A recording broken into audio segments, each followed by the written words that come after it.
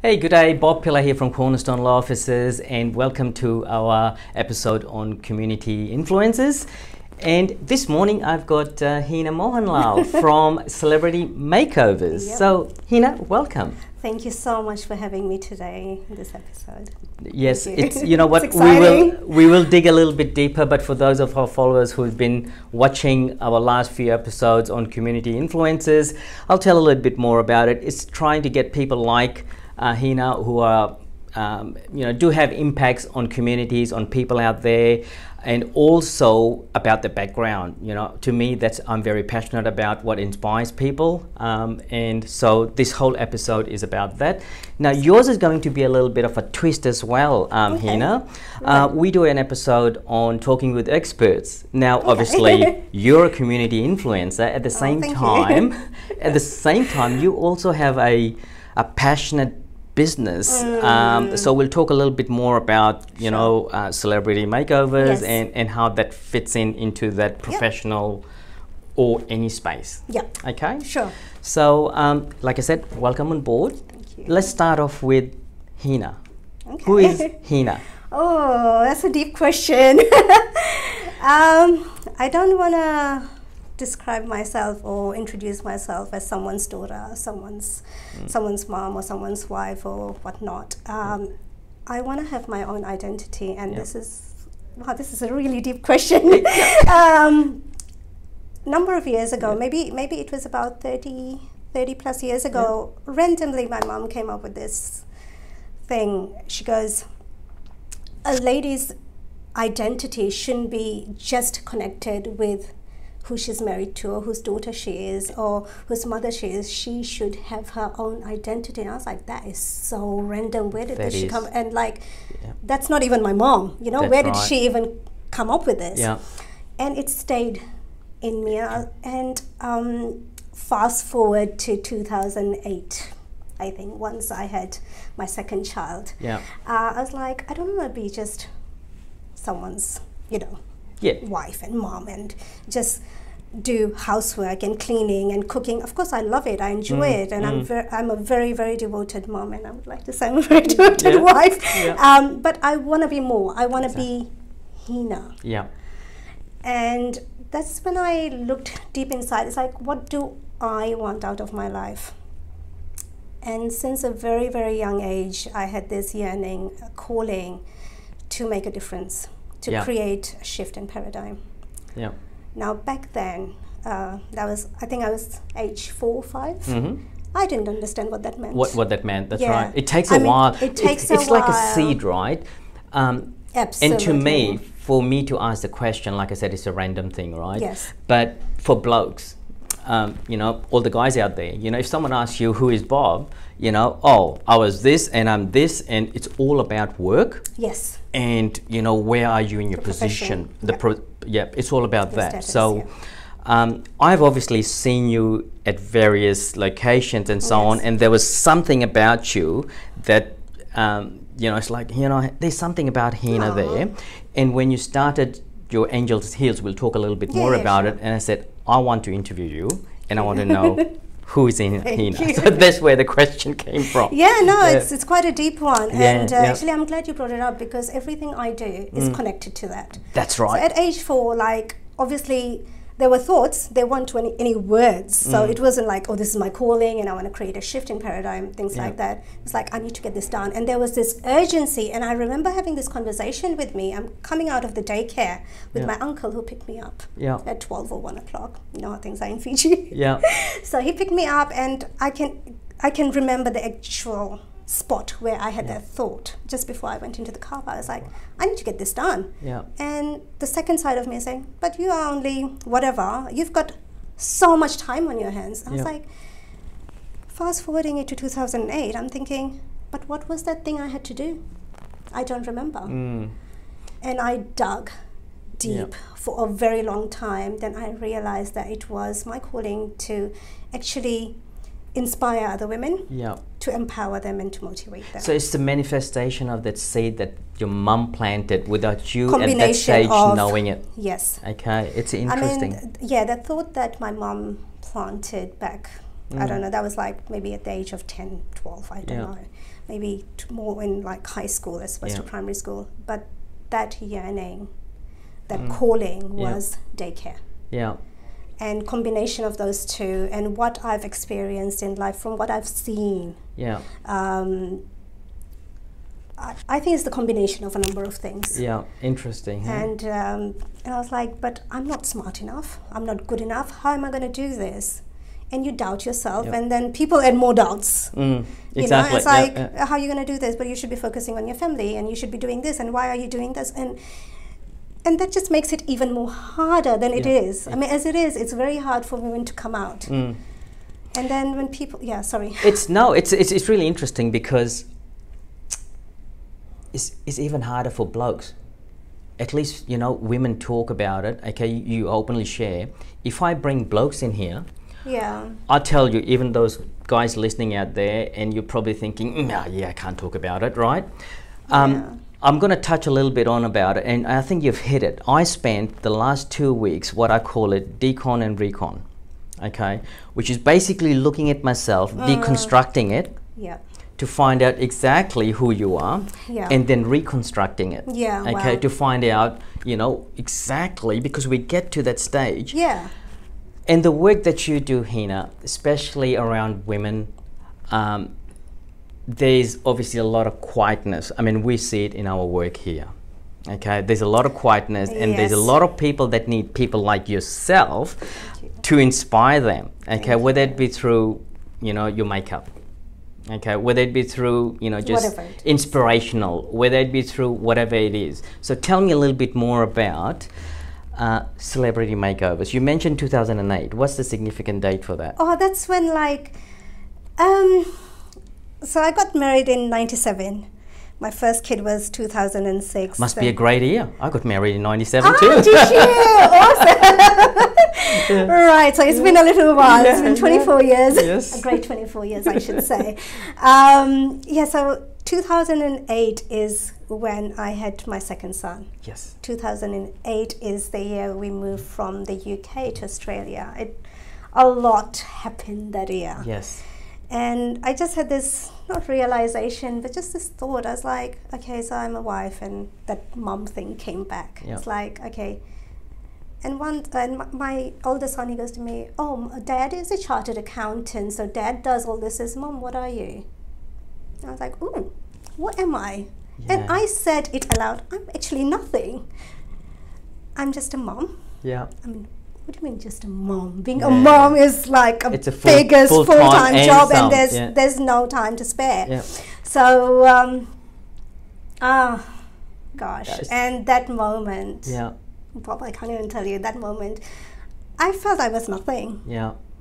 And I always thought I'll graduate and I'll have that hat on for my graduation, and that never sort of happened because I got married at a very, very early stage, and then I decided not to pursue whatever dream I had. I did other bits and bobs.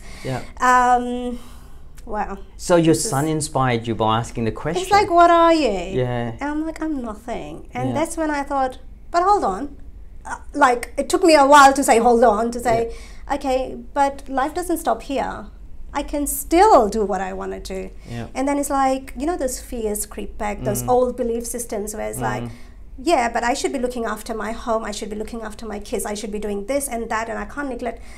And you speak to, you know, like my grandparents' generation, it's like, but why are you doing all this? Why are you studying? But why are you, because we are so structured in a traditional, just like a soccer field or, you know, rugby field, where everything has got boundaries, lines, and your position is your position, and you shouldn't be doing something else. And we constrain or limit ourselves when we put that. And so I understand where they're coming from. I completely get it.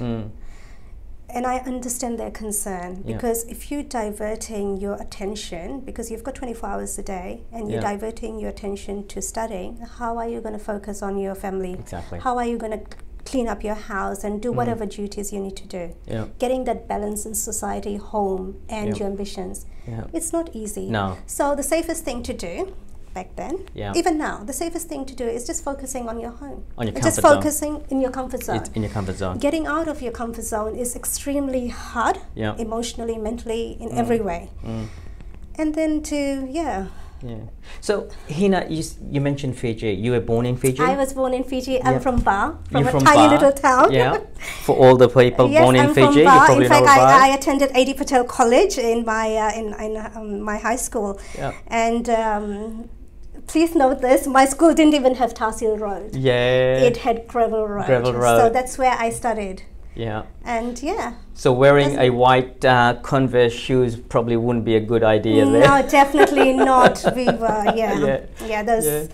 two pigtails with, and it had to be white ribbons. It couldn't even be off-white, and Yes. everything had to be immaculate. Yeah. So yeah. So so you were born in Ba. You went to Yes. high school there. Yeah. And then from there, what My led you to primary school UK? was in Lambasa. I think you're from That's Lambasa, right. right? I'm Yes. from LA. LA, yes, Yeah, LA, yeah. LAX. So I was in Lambasa for 6 years because Yeah. my dad moved. Yeah. They branched out a shop to Lambasa, Yeah. so I was there for 6 years. Yeah. And we moved back to Ba. Yeah. And I finished my high school there, university. I did my first semester at Griffith at Yes. Nathan campus, and then I had an arranged marriage with Hitesh. Very good. And I moved to the UK for 12 years. So Hitesh is from UK? Hitesh is from the UK, he's from Oh. London. Oh, very Yes, good. yes, Yeah. yes, yes. And Hitesh is just sitting there. So if you're wondering where we're looking Why- at, we're why I looking keep at pointing in that Hitesh. direction. And he didn't want to be in the camera, so there you go. So Hitesh will get you one day, buddy. It's really interesting because I think traveling makes us a bit broader. Absolutely, I couldn't agree more. I think it I does. couldn't agree more. So all the young people, or even if Yes. you're not young, if you get a chance, I know we're in COVID kind of a restriction, but do travel, please. You know, whether it be for holidays or for work, if an opportunity takes you. I've traveled around the world, and to be honest, it opens your mind and opens your eyes. One thing it gives you is confidence. Yes. And a lot of people would say, hey Bob, you know, you're not afraid of anything. And you know Yes. what? When you're out there on your own, you're on your own. Yes, you You are. know, you know, you just Yes. have to get your mind and your mouth to talk you out of anything. Yes, yes. So, yeah. I completely get you. Yeah. I mean, as you can imagine, moving from Ba Yeah. to London. Yes. I it's mean, a the huge. culture shock Yeah. was just mind-blowing. Yeah. I think the So cold good. would just break me. The cold Yeah. does break you, but I guess I was 19 when I got married, and I was actually enjoying the cold at the time. I went back 5 years ago. I was like, nah, this is Nah. not for me now. Yeah. Can't handle it. Maybe I'm aging, but Yeah. back then the cold didn't get me as much. Yeah. It was, the culture was different. I was enjoying the culture. Different. Boy, Yeah. it was the big Yeah. culture shock Yeah. from Fiji. So, got married, Yes. went to London, Yeah. and then what brought you to Brisbane? What brought Or me to back Australia. Oh, well, Yeah. it was Hitesh's idea. My Yeah. husband. Yeah. I hate to say that, but I didn't want to move to Australia because Yeah. I love London big Yeah. time. I absolutely love it. I love the culture there. I love the people. I had an amazing group of friends there, and Yeah. very, very connected. Very, very connected. And I didn't want to leave. You didn't want to leave. There was an incident with my husband there. He Yeah. was attacked in the city in broad daylight with a Oh. knife.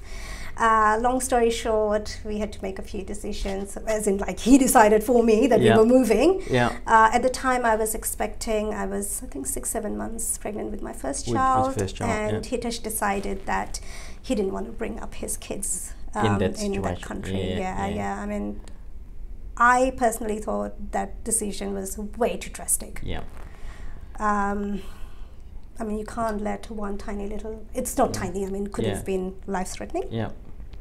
You couldn't let one incident completely divert Yeah. your, you know, yeah. Your life. Yeah. But look at it now. Do you think he made the right decision? Under the spotlight there. We're not in lockdown. We're not in lockdown. So look, the lifestyle here is beautiful. It's different, the right? sunshine. Yeah. I think I might be wrong, but what I could achieve here with Angels in Heels and Celebrity Makeovers, I might not. Look, I might be wrong. I might not have been able to get to that level in the UK. In the UK, yeah. especially in Brisbane, like it's quite a small community. It's quite tightly knitted. Exactly. If you know a number of your main, and it's networking here is just amazing. It's beautiful. You know, there's something about Brisbane. For all the people who don't live in Brisbane, I'm sorry, I'm stirring you up a bit. I finished my high school here. Like I said, you know, I traveled around a lot of countryside here, went to US, worked all over the world from US base. But when we made a decision back in 2009 to come back, so 2008, 2009, wow. so we came back in 2009 back to Australia. When the plane landed at Brisbane Airport, there's something about, literally I went, thank God I'm home. Wow. There was that, the plane landed, and I remember that it was one of these misty kind of, you know, and I just felt home. And that was after 6 years of being away. For me, it was the complete opposite. It took me a very long time to adjust. In fact, I only started calling Brisbane home in the last couple of years, I think. Until then, every time I said home was London. Because I suppose that was London just made me feel at home. Yeah, and that was a significant part of your life, right? So pretty much my entire adulthood was in London. My first child was in London. I created really good relationships in London, and it took me a very, very long time.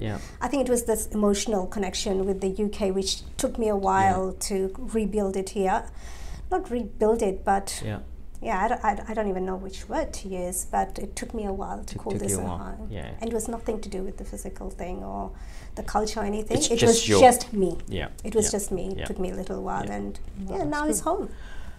Well, thanks for sharing that. Well, that's really personal and really deep. And you know what? I don't think we've gone that far with any other team members. So really appreciate that. Now tell me a little bit more about these celebrity makeovers, you know, as far as what inspired you, what do you do, what's the dynamics of it? And this is where, like I said, you know, it's like talking with an expert series here. Thank you. Okay, celebrity makeovers. Since a very young age, maybe, I don't know, 9, 10, but I suppose any girl in this day and age, a 5-year-old, people just love doing their hair. The girls love their hair and makeup and whatnot. So since I was 9 or 10, I used to do my sister's hair, my cousin's hair, their makeup. So I've always had this crazy fascination with makeup. The way it transforms your look, not to a completely different person, but creating a more prettier version of yourself. Enhancing someone. And do you like my enhancement? I put some beard on. No, it's okay. No comments. Not my niche.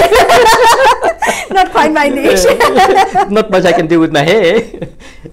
I'm not even going there. Okay. So, so I've always been very, very fascinated by hair and makeup. Back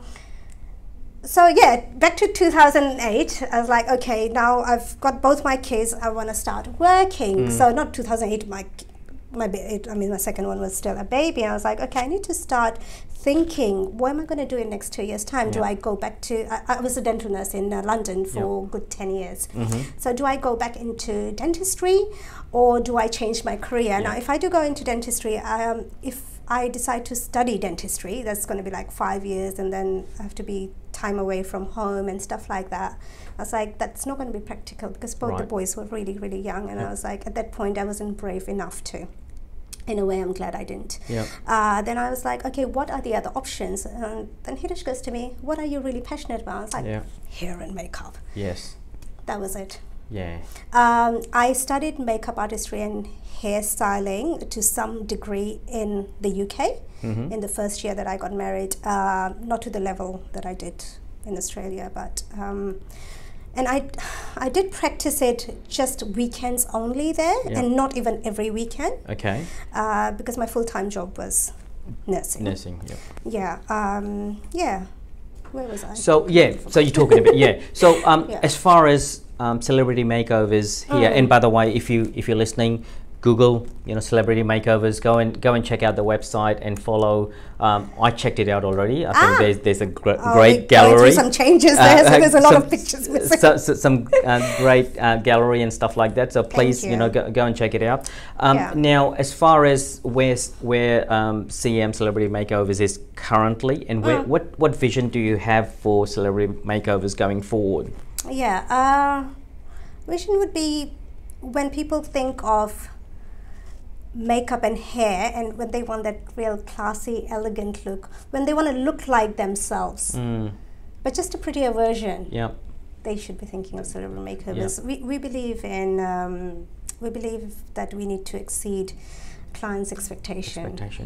But in the way they want it, not in the opposite direction, of course. So people, if someone wants to look like pretty but in a natural sort of way, giving them that natural glow as opposed to caking them up with colors. What would be some of the feedbacks that your clients give you after we hear a lot of wows? Wows. As soon as we show the mirror, it's like, wow. And then I've had moms who are tearful. It's like, wow, you made my daughter look so pretty. And I was like, your daughter is pretty. I've just enhanced, and I just brought it out. I think that's the key point for the listeners out there. I mean, you already have it inside, right? It's just spicing it up, whatever it may be. It's there. In fact, growing up, and this is absolutely true, I always felt like this ugly duckling amongst all these beautiful swans around me, because like especially in the Indian culture, there's this old belief system: you need to be fair enough, or you're not pretty enough, or you're not this enough, and you're not that enough, or your hair needs to be this, like it needs to be like thick and long and straight and whatnot.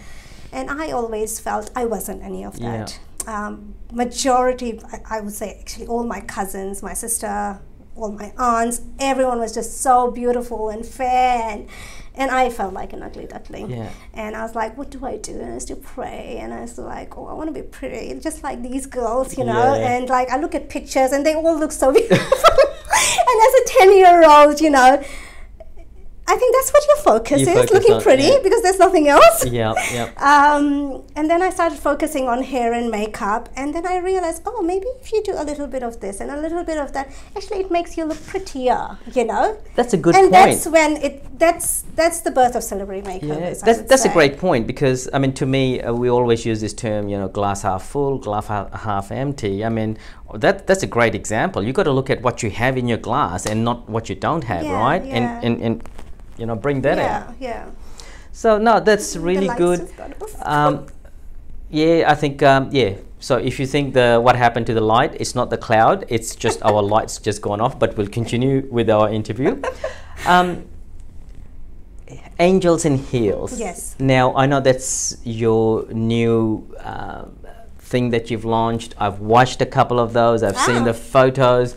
And it's really inspiring, but instead of me trying to explain it, can you please explain it in such a way that anyone out there, if they're following your Facebook or social media, what is it? Now there's people from all over the world. They are. Okay, so going back, so that's when I was 4, that yearning, that calling, where I felt I need to do something. That is Angels in Heels. Now I've been debating with myself, how do I do this? How do I inspire? How do I empower and motivate? And I thought maybe I'll call these little groups of people. We, ladies sit down together and we talk and we inspire. Practically looking at it, how many people are going to turn up? And how sustainable is it? So we can do it for a month or 2, and then what happens afterwards? This needs to be sustainable. In this day and age, no one has the time to drive to a location. Everyone lives far apart. Making that commitment and to keeping it going. I was like, okay, that's not going to work. And it took me years. I'm not kidding. It's taken me a long time to start Angels in Heels because first of all... So you had the idea for a long time? A very long time to inspire. Once again, for the people out there, if you're thinking of something, it does take time, right? Like, how do you do it? And I thought, okay, social media is extremely powerful in this day and age. It's extremely powerful. How do I utilize this? And what we found before Angels in Heels, I was doing it through my personal page for a number of years without the name Angels in Heels. And what we found together with the marketing team, that when we put out a post, for example, it's a quote, and be a really good quote, a life-changing quote. Yeah. It will get traction. Traction meaning, will it make difference? Yeah. In the lives of others. It was getting it to that level. As soon as you put, this is so sad, it's really ironic, but as soon as you put my picture with the post, the traction goes off the scale. Exactly. Because they can relate, right? But then I get comments like, and I don't want to put my picture, trust me, I don't want to put my picture out there, but we tested it out in so many ways and it just wasn't. And then you have all this negativity coming in, like you are making everything about yourself. It's like, you don't understand, it's not about myself, but you take me out of the picture, it's not working the way we want it. Exactly. It could be and just became words. Really sad. It became really sad because the quotes, the knowledge that we were sharing, it was just beautiful and just wasn't getting there. But as soon as I say it in the video, or you put my picture next to the quote, works. Because I think it's a human connection. People then, the people can connect with someone that's real. It's not someone out of Bollywood or Hollywood saying this, you know, it's someone who's on the ground here and it's making the difference. And I think connection. It's a bit of a psychology behind it, right? It is, and trust me, both, we tried so many avenues to make it work. And even the marketing team came back and was like, the only post they are doing well is if you are there, or if you're saying it, then it works. Otherwise, people are just not connecting. And I was like, I still don't want to do it. So we created Angels in Heels. And then I thought, okay, how about I take myself out of the picture for a bit, use different ambassadors and create the same thing. It is working. Not as much as, like, obviously it's literally just started. It's only a few months at the moment. So still working on it. But as soon as we take things like, if I come out of it, it starts to crumble at this point. And I'm just hoping in the next 5 years or 10 years. I would say use an example like a concrete. You know, you just set the concrete, so you still need to prop it up for it to settle down, and then it'll take off. Right? Once the foundation is laid, once we've got that following, at the end of the day, the mission is to inspire, empower, and motivate. That's the mission. So, you know. How many countries? I mean, you got ambassadors from all over the world. So how many? 40 at the moment. 40 if at I'm the not wrong. Do you have a target? Like, do you have a target of what you want to go and where you want to go to? No. I want it worldwide. I want each and every woman, each and every girl to be inspired. So if someone's out there listening to this, what advice would you give them if they want to say, you know what, how do I get on this? What do I need to do? Okay, like everyone's different. Like my thing is this, inspiring, and makeup. Everyone has got an X factor. What is your X factor? Now, your X factor might be, you know, your yearning might be to be the best mom in the world. So that's your focus. Yes. I'm not asking you to go and change the world. I'm not asking you to become a lawyer or an engineer or a doctor. That's not, if that's not who you are, if you're not academic, that's fine. We don't have to meet anyone else's goal. Everyone has different goals. That's right. So if your X factor is to be the best mom in the world, that's your X factor, and you focus on that. Become the best mom in the world. Yes. If your X factor is, I don't know, painting, artistic painting, or dressmaking, or jewelry, that's your passion. Live your passion. Live your passion. That's what I'm saying. I'm not telling people to do whatever, you know, or copy other people. Whatever your passion is, live up to. Do not limit yourself with what the society is telling us. Why? To be I mean, who is the society to tell you? Exactly. This is your life. Live it. But the main thing I do want to say is never, ever, ever do it on the expense of your duties. So if you're a mom, do not neglect your kids, do not neglect your family. Whatever your duty is, get that balance right. So do whatever duties you have, your obligations to your family, to the society. At the same time, live to your passion. You know, carry on with your mission and your goals. It's extremely hard. Oh boy, it's extremely hard in every level, at every level. But it is doable. If you put your mindset to it, change your beliefs, it can be done. Very good. Some great tips there, Heena. You know, it's the X factor bit I like. You know, I often you know, before doing, you know, Cornerstone, obviously out of my consulting business, one of the things I used to say to people is, forget about what the product or services is. You know, you got to look at, and I like the X factor bit because I've never used that. I might borrow that. No. You know, what's inside you? What actually do you enjoy doing? Yeah. You know, and then everything spins off that. Absolutely. You know, because absolutely. if you know, people say, "Oh, I want to be successful." Well, there's a whole exactly. What is you know, success? successful could be the guy who enjoys fishing and is out there fishing every day. To him, that could be successful. That is success, you know? yeah, absolutely. So, I like your terminology, X factor. So if you're listening out there, you know, go and find your X factor. If you're stuck in your uncomfort zone, it's one of those mundane things you're doing. Find what inspires you. Find your hobbies. You know, go and check out Heena's websites and Facebooks and check out her Angels in Heels and what they're doing, and get yourself inspired, especially the ladies out there. You know, it's because I mean, a lot of people say, I want to be perfect in what I do, and I've touched it on a couple of times. And my thing being perfect is inspired to be perfect, but the day we all get to perfection will implode because there's no more changes need to be. You know, that'll be a boring place to be. Exactly. You can't expand. Exactly. You know, Heena, I really enjoyed talking to you and likewise. really finding out more about it. Now, obviously, I could be sitting here for hours and talking. Hitesh, you probably won't appreciate that, and my cameraman probably won't appreciate this. So. And we're going to get tired, right? So I'd love to bring you back down the track, and we can focus on a little bit more about Celebrity Makeovers. And once again, people out there, you know, go check Heena's website out, and also Angels in Heels, and just to see how and where it's going. So really appreciate your time. No worries. And if you guys enjoyed that, please like and share. It doesn't cost you anything. Spread the news, and yes, we'll see you next time. Thank you very much. Thank you, Hitesh. And thank you, Heena. Thank you, Bob. Yeah, we'll see you next time. Cheers. Cheers. Bye. Okay.